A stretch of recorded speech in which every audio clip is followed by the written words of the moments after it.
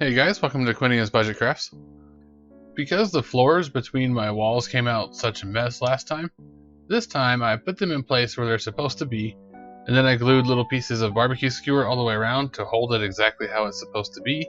Now I can take it off and trace it onto a piece of foam. Just line it up the best you can, hold it down so it doesn't try to move on you, and then just trace right along the wall. If you're having trouble seeing the black Sharpie on the black paper, you could take the paper off since you are going to texture this anyway, or use a silver Sharpie or some other bright metallic color that'll show up on the black paper. If you end up pushing the wall out a little bit while you're tracing and then you end up cutting it out too big, that's fine because you can just trim off excess and that's a whole lot easier than cutting a whole new piece.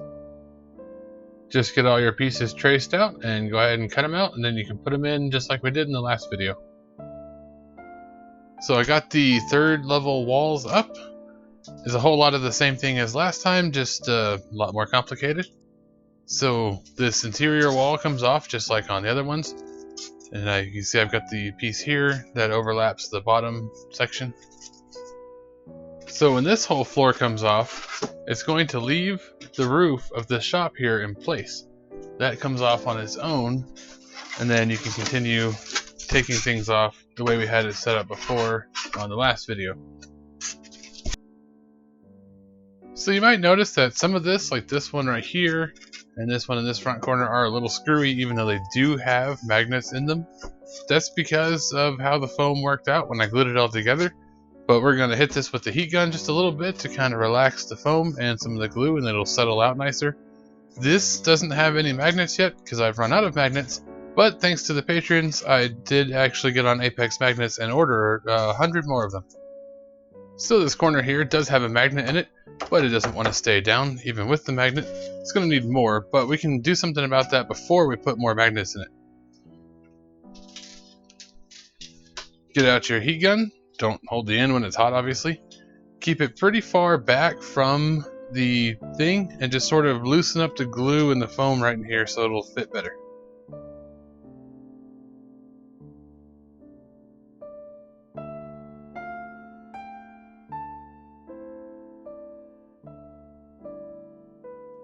There we go. Now it fits like it should.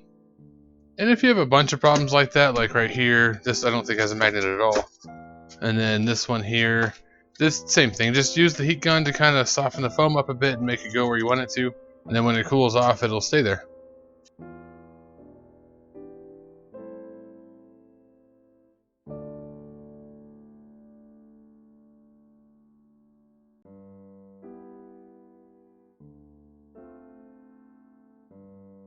So obviously I got a little too close with the heat gun and melted it.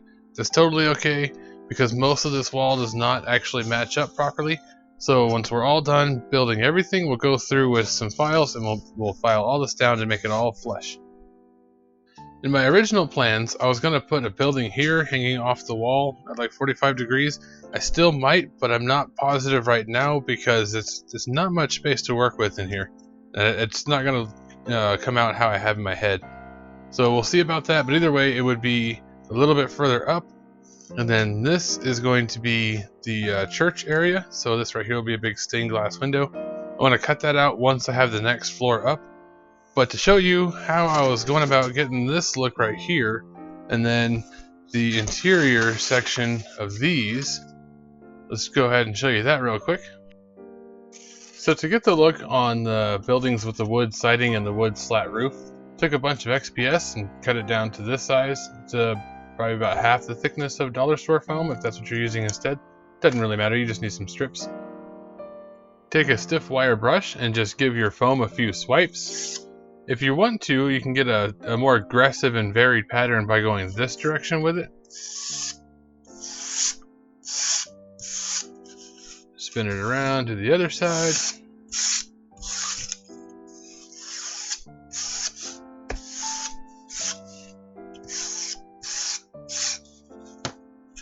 Figure out about how long you're going to want your boards to be.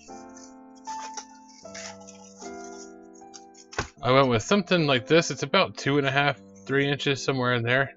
That was 2.5. trim out your strips.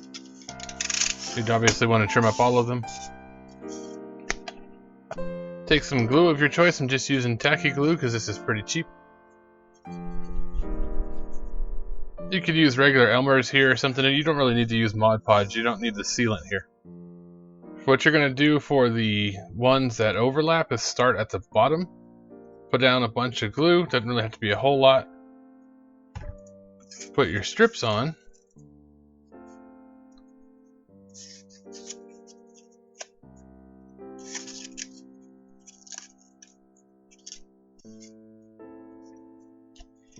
And if it's the bottom, you want to scoot it down to where you have about half of the strip hanging off of the bottom. Especially if you're going to be overlapping these on a second floor. That way you can put this one overlapping on top of the floor below it like that. Now when you go to put your second row on, you do want a little bit of glue on your base piece, whether it's dollar store foam or cardboard, doesn't really matter. But you need to put some glue right on the top edge of your previous row. Doesn't have to be a ton.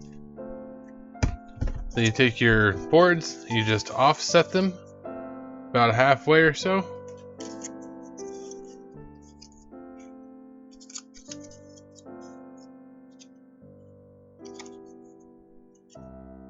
And once you get them all on there like this, just want to push them off the back to where they sit naturally. However they want to sit, that's how they're going to be. And any kind of white glue is going to give you plenty of time to go back and rework this and move it around so it all fits.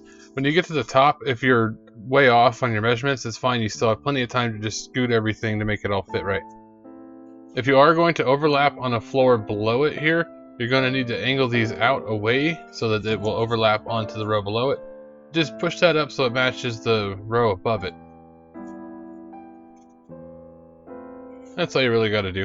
And then if you had another one of these below it, it'll just slot right over the top. Once these are all dry, you can go in with your pen or Sharpie or stabby thing of choice and put little nail holes in all your boards. One or two, doesn't really matter. Just to give it some nail holes so it has some kind of detail. You really do want to leave the paper on if you're using the dollar store foam because it keeps it a lot stiffer, but that's alright.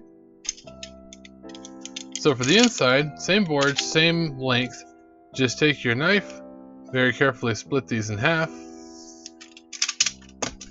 Do the same thing, except this time you don't overlap them, you just lay them down like you would bricks.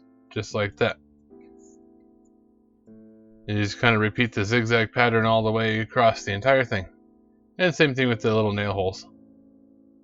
So I know this one has been more show and tell than crafting, but I promise we will actually get to the crafting part pretty soon here. It's just these walls are taking forever.